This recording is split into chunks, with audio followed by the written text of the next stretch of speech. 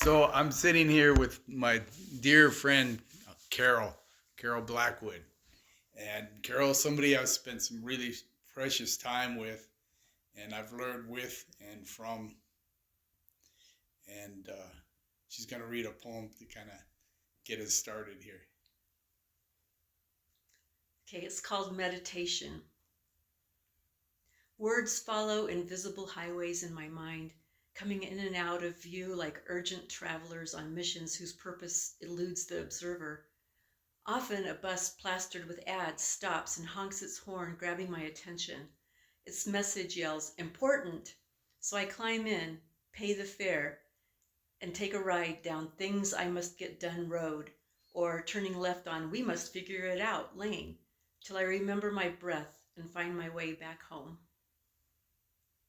Thank you, thank you. So Carol is a mother of two amazing kids, and she works for a spiritual organization, administration stuff. And I've always seen you, Carol, as like a seeker of wisdom, a seeker of spiritual wisdom. Um, and you also are a teacher. You just teach by example, by just walking. Um, and I really appreciate that about you. Um, can you tell us, like, how did you get on this spiritual path? Mm-hmm. Draw us a picture. Mm-hmm. Well, I was born and it just happened. One of my earlier memories, I don't know how old I was. I had to have been pretty young, maybe in kindergarten or something. And my friend and I, we were at her house, and it was nighttime, it was dark, and we were looking out the window singing to God, looking at the stars and singing to God. And so I've always had, sometimes not for the best, a relationship with spirituality and with God. Because I also, when I was even younger than that, probably, or maybe about, I don't know, I was young. Um, a woman across the street, she was older, she was the grandmother of the people across the street. She would babysit us, and she had those, remember those felt boards, and you'd put a felt something on it, it would stick on it. And she showed me a red heart, put a red heart up there, and told me that when I was good, that's what my heart looked like. And then she put a black heart up there and told me that when I sinned and did things wrong, that's what my heart looked like. And I bet I was in single digits at the time of age. I bet you for at least 10 or 15 years after that, every time I did anything wrong, took a piece of candy when I wasn't supposed to, I was a candy jar or something, I would see my heart grow more black. So that was a negative thing, but it was still that I was connected to my heart and right and wrong, when I was little. But yeah, I can't tell you how I connected to that, but that's just always been who I am. And I've gone through so many different versions and iterations of that throughout my life, but it's always been there doing yeah, in various ways. I don't know if you want to know more about that or Yeah, not. yeah. Tell us about that. um, so yeah, I was raised Christian, and I really, like I told you, and I mean, I would sing to God way later than when I was little. And then it was a blessing and a curse that after I graduated from high school, I ran into somebody at Cheeseman Park who told me that they were a group of people that talked about spirituality and stuff. And so I thought I had just had my 2 years of my last 2 years of high school. I had I was in love with my boyfriend, and then it broke up because he had somebody else on the side I didn't know about after I graduated. And so I was really lonely and looking, and I ran into these people, and so I went to their meeting, and they were um, they were very kind and sweet, and it happened to be a cult that I got into, not knowing it at first. So I was in that for 2 years, and it was harmful in many ways, but it was also really, really good for me because coming from a real conservative Christian family, I was very limited. And in the cult, I learned yoga. I became vegetarian. That's where I learned to meditate. We'd meditate for hours, and met people. So and got to see different parts. Leave home and go to different states and stuff. So it was really, it was a mixed blessing, but it was overall, it changed me a lot. It opened me up a lot. Um, but after that, I was kind of damaged for a while. And yeah, I didn't get help afterwards. So I've really checked out a lot of things though after that, but I was pretty lost looking for things. Um, and then I've been, really engaged in a certain, one church for really a while, really engaged, and then feel like I got done with that and moved to the next one, and really engaged in that until I got what I felt like I needed out of it, and then I moved to the next one, and I feel like I've really, over all these years, becoming old now, I feel like I'm really trusting my inner journey. And I'm appreciative of all I learned, but everything teaches me. Every single thing is my teacher. So I don't have to have an organization or a teacher be it for me. It's everything. Yeah. Wow. Wow. I remember you telling me one time when you were talking about the cult that we've all belonged to a cult. We all belong to a cult. Right. Can you kind of speak to that? Mm. I've read different things about it too. For me, this is how I see it: is if you are in, I mean, it's a what's the word I would say? It's a spectrum, and so most things are a low level cult. Because if you go to a church and you really belong to it and really buy into it, and then all of a sudden you go like, but wait a minute, I see things a little differently. You don't belong there anymore, right? You might not feel like you belong there, and you might lose community through that because it's like they're all talking this and I'm talking that. So there's that. It can be in a workplace. If you don't buy into the culture, you're kind of left out. Um, so yeah, I think, to be honest with you, I think our whole culture is a cult, because there's outsiders that don't fit in. Why not? They are humans. Why aren't we humans instead of, whatever it is, white, whatever. Yeah. So I probably, if you were looking, I was listening recently to a professional cult person, and probably if you looked at his definition, you might not say what I just said, but that's the way I see it. Yeah, it's when we leave people out because they don't conform. Yeah. That makes sense. I was a member of a communist party at one time, a small underground communist party, and looking back at it, it was definitely had some cult aspects, definitely. And when you quit believing the same way, you don't belong there, right? Right, Yeah. right. And I did lose some community around that, and yeah, but yeah. So, who are some of the people who have taught you along your path? Who have you learned from? Well, that grandmother who taught me about my heart, the cult leader, Gandhi, who was a huge teacher of mine for a really long time and still is, but yeah, Gandhi just really changed my life. Um, my teacher, who I work for, his name is Pierre Elias Amadon. He changed me drastically in 2004. Um, I went on a quest.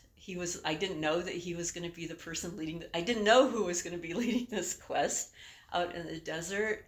And when I heard him speak about God, the way he spoke about God was so wide open. It felt like fresh air after how we hear it all the time now. So I started, attending a few things that he was doing. And then I took a training with him about non-duality, and that was life-changing. That was one of the bigger life-changing moments of my, well, 9 months of my life. Learning, really learning to see that we are not separate from anything, and that we really are just a show of it all. We're a show of the beautiful energy that created the show. I'm not separate from that which created it all. That was profound for me, and has changed my life. For what, the last almost 20 years? Yeah, almost 20 years now. Well, can you non-duality is like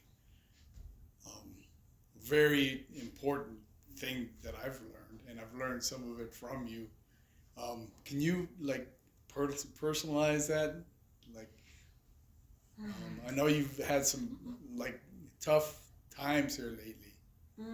Okay, Can you relate that to the? Thank you. It's interesting because I don't articulate this very often, so this is a little challenging for me. So yeah, my tough times have to do with recently divorced. My mom passed away less than 2 months ago now, or about 2 months ago. Yeah, 2 months ago. And I've had to deal with her estate, with the grief, with all the changes that have come with my divorce, all at the same time, and it's Christmas time. How non-duality?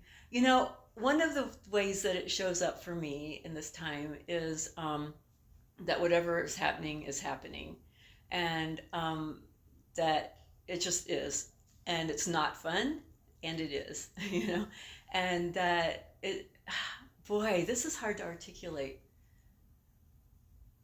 It's like there is this, it's like chocolate covered peanuts. It's like the peanut is so fine. The peanut is peaceful. The peanut is delectable. The peanut's fine. The peanut is always. It just is. It's not changing. The chocolate coating is changing. It's red and it's blue and it's green, and it get the turbulence and all of that. But I'm always aware, not always, most of the time, lots of the time, aware of the peanut inside that is just, I look outside, I'm watching, while I'm talking to you, I am seeing, I don't know, 20, 30 squirrels climbing up and down to the trees. There's this whole show going on that has nothing to do with what I'm going through. And there's, shows everywhere going on, and they're all the different colors of the candy, but there's a core that this is all arising in. So that makes it all, I don't even know if I want to say okay. It gives it something deep that I don't even know how to express. And even though this show's going on, it's not separate from what's going on with you, right? I mean, it's going on, but it's not. What you're going on is part of the show too. What's going on with you, right? And it's always changing. It's always changing, the external. Yeah. Does that give you some peace to know that things always change? Yeah, I don't always remember it, but yeah, when I remember it, it does. And also, well, I think mostly what it does for me is just amazes me. It creates wonder.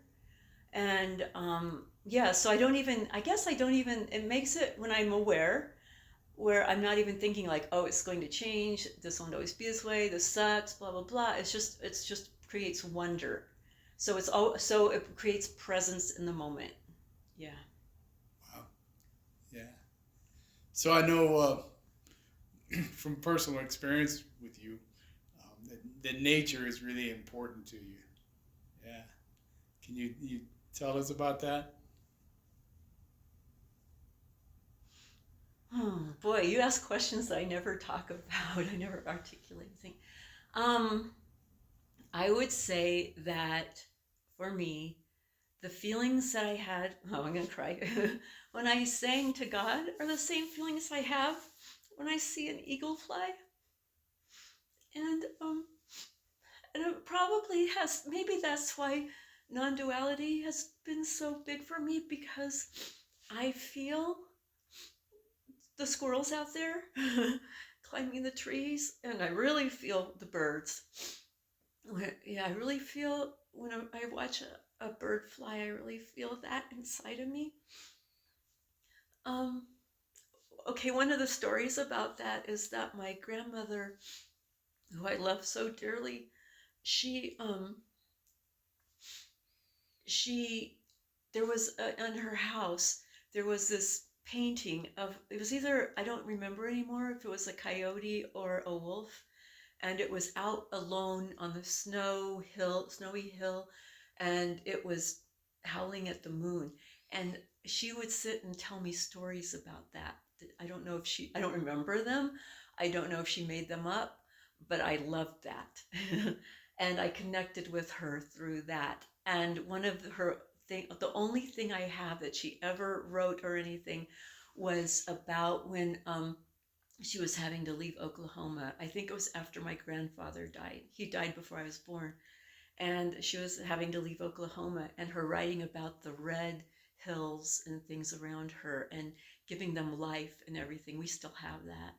And yeah, so I think she influenced me a lot. And I was young, you know. Yeah. Um, you and I, part of the precious time that we spent together, um, we did a bunch of um, walking. Can you kind of tell Mm. everybody about that? I was thinking about that this morning. That was some of the best times that in my memory book, that would be one of my highlights. Um, I was, um, I was in therapy, and my therapist recommended that I find a friend, and that I did a silent walk with them. I don't remember how often she asked for it to happen. And so I asked my dear friend Arnie if he would be willing to do that. And we decided, oh, because you were working at that time, we needed to do it at 6 o'clock in the morning. I think we did it every week for a while. I don't know if it was always every week or if we changed. Yeah, if we did it every week, right? Every Tuesday morning. Yeah, at 6 o'clock in the morning, rain, shine, snow, freeze your butt, hot, um, cold, dark, everything. And we walked for an hour in silence. We'd meet at the REI flagship store downtown and walk along the Platte River, and it was Platte, and it was so beautiful in so many ways, because first of all, just being with the change of the seasons over that time, because we did it for a few years. I don't, 2, 3, I don't know. We did it Yeah. through cancer diagnoses, parents' deaths, all kinds of hard things. Um, and we just were in silence through them. We didn't even talk about them. We were just in silence with our hearts, feeling them so full. And it would be, like in the winter, the snow would make it so silent, but our footsteps would crunch. Just our footsteps was all we could hear. And then in the spring with the runoff, just the rush of the water. Oh, and I remember the one time where it kind of flooded, and all the um, marshy places were flooded, and the wildlife that was in there.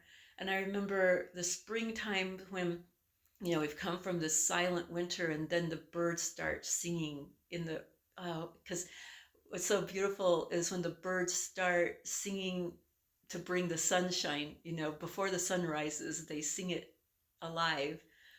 Um, and the wildlife that we would see, besides the birds, the different wildlife, and the wildlife of the humans, the expensive high-rise apartments, and the people sleeping in tents, and yeah, when we would go past people sleeping in tents, I would feel like it was a holy space that I was invading, and that was kind of uncomfortable for me, like walking through somebody's bedroom. I didn't, that was a little uncomfortable to be rude like that. Um, yeah, that's what I'm remembering most. Then after a while, we started sometimes we always would stop for tea afterwards at REI at the Starbucks, and we started studying spiritual books together too, and that was really nice to end it that way. Yeah. Yeah, yeah, those were beautiful times. Um, do you have any particular memories for that of things you saw, or More than I just told you? Let me yeah, think. yeah, like a Pacific event? Like I could tell you one time, I, we were hearing a bird sing, or I was hearing a bird sing, and we were walking in silence. And I was thinking, what a wonderful bird. And we turned around a corner, and I saw the bird that was singing, and it was just a beat up old robin. And I thought, oh, it's just a robin. And like, wait a minute, that's a beautiful living thing, and it's singing so pretty. And Yeah. how can it be just a robin? Nice. That was something that I remember. Yeah, and I remember the I'm not going to remember what kind of birds they are. Begins with an S. The ones that would make the swallows. Are they swallows? Yeah, yeah. They would make the nests under the bridges, and just watching them go feeding their babies and flying in and out and diving and feeding their babies, just standing there, just blah. Oh, and one time I remember a man who was trying to float in something in the river, and it wasn't working well. It was a trash can he stole from Elitch's, and it wasn't working well. Oh. I remember that. Mm. Yeah, those were beautiful times, and like you said, we walked through many life changes, and kind of carried them with us as we were walking, and walked them out, and Yeah. let them happen. And I highly recommend that for anybody, and I'm kind of wondering why we aren't doing it right now, except for I'm getting kind of old and want to freeze at 6 o'clock in the morning. But it was one of the most healing, healthy things I think I've done in my life. Yeah. why was there silence? Why not talk back and forth, and point out everything, and talk about everything that's going on? I mean, what was the difference? Boy, that's a good question. I also used to stand with Women in Black. I created a Women in Black Standing in Silence for Peace vigil that we did for like 9 years. And I felt more connected. I think it's a personality thing for me, possibly, but I felt more connected to those women standing in silence than I did when we'd go afterwards for coffee and they were talking. I think I'm just that person for that. So I can't tell you if it works for everybody like that. But, I felt like our hearts connected while we walked, and our footsteps connected that us to each other, and we had these experiences without having to make a story about them. We were just there with them. Sometimes we would stop and we would point at something that like I might point at something I saw, or to show each other, and we didn't have to talk about it. And okay, what comes up for me is, like watching those squirrels, the beauty of them is just that, what's happening. I degrade it by going, oh yeah, look at those squirrels. It's like the preciousness of it shows itself in the silence. Yeah. Yeah, it just kind of is. Maybe, Yeah. I don't know, but yeah. So during the Iraq War, you were fairly active in that period of time. Do you want to talk about that, and why you were doing it, and describe some of the stuff you did? At the time of my spiritual journey, oh no, that's not true. It's before that. So, well, it's connected. We went and visited the Unitarian Church in Golden one Sunday. And I had, I'd always heard good things about it, but I was like, whatever. I hadn't been going to any church for a while. And then the very next Tuesday, 2 days later, 9/11 happened. Oh, excuse me. And I was just like, I was hearing all of the rhetoric, and I was like, you can't do this. You can't just go bomb somebody, like that. And so I needed community that felt like me, because I felt like I was an alien, because of all the news and everything about we got to go attack everybody. So we went back to the Unitarian Church then, and I was really lucky, because not too long afterwards, an interim minister came in who was totally about social justice, and he empowered me. He was such a beautiful human, and somehow I joined the peace group there, and then they needed somebody to start the whole to do the umbrella work of the social justice committee, and he was just like telling me, just go do it. I was like, I don't know how to do this, and he'd be like, well, just go do it. And so I didn't do well at it because I didn't know how to do it, but I did it. And so that's how I got empowered. And then different people, I don't even remember. I got connected throughout Denver with, American Friends Service Committee and the different people doing things. And because it was just, I'll to this day never believe that it was right what we did. And one of the things I did at the Unitarian Church was invite people from the local Islamic Center to come for a lunch, a potluck lunch and everything. And so we connected with them. And that was just really beautiful.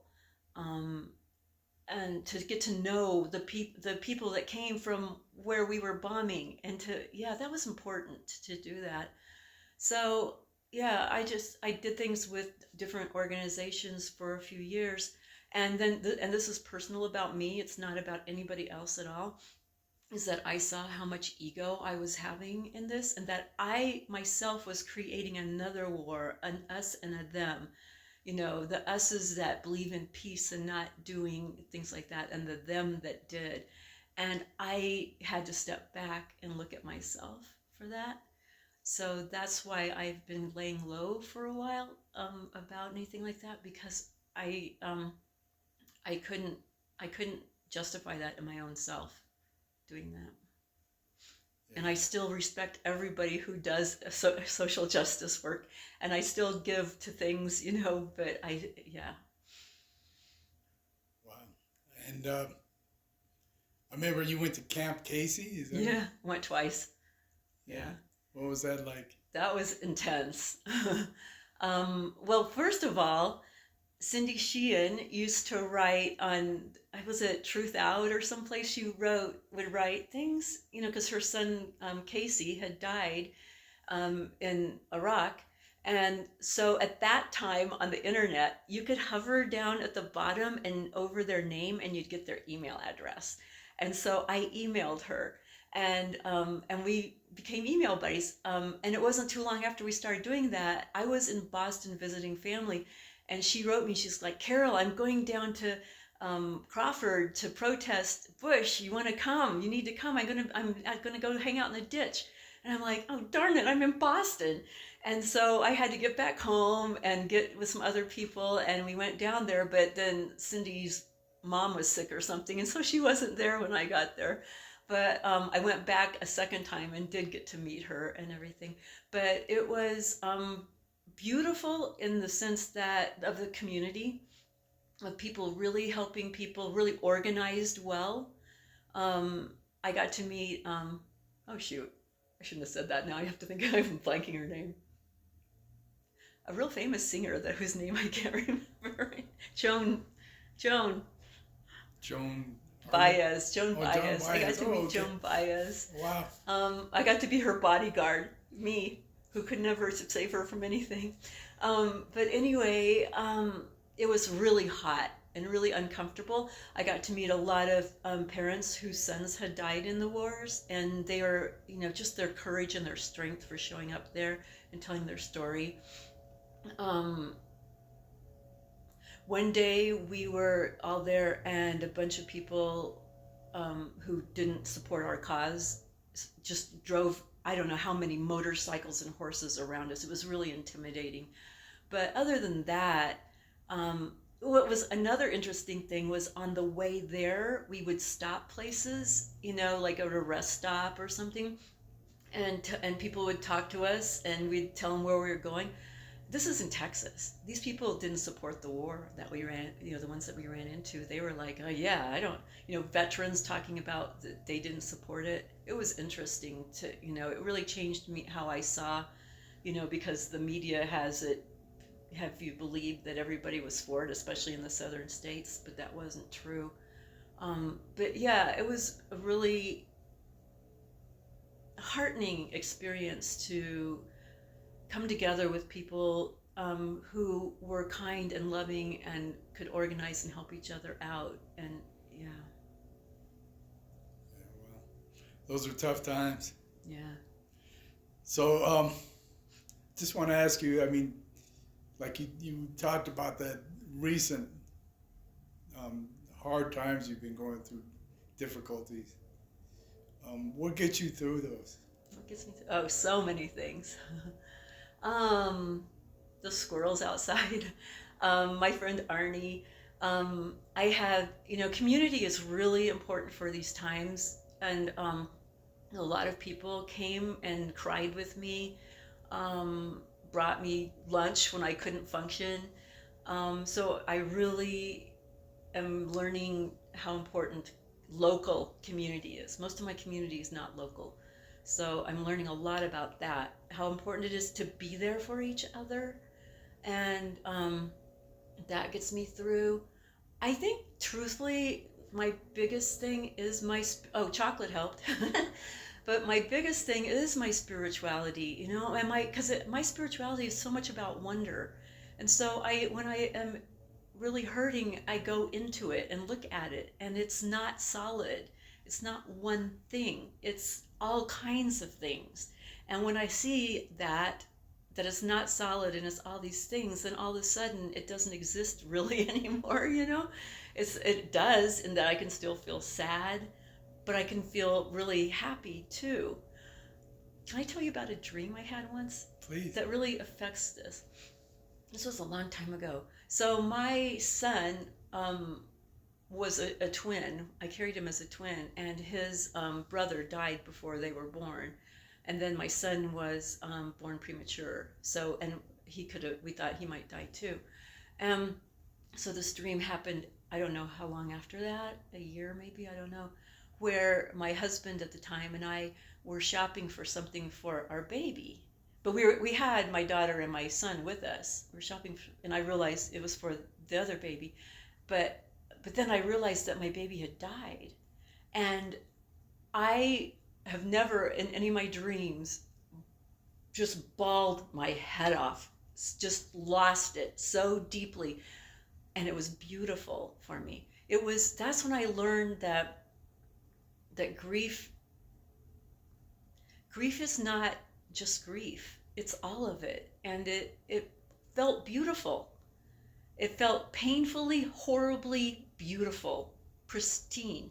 And that taught me so much about, yeah, that's enough. Wow, Carol. I just wanted to say that you're somebody very special to me.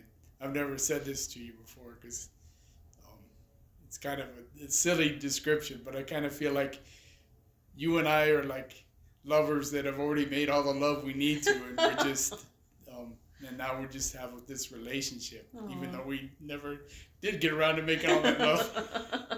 But it's okay. But we make love. Yeah. And we are love. This is love. Yeah. And thank you for telling me that. And you're very special to me too, Arnie.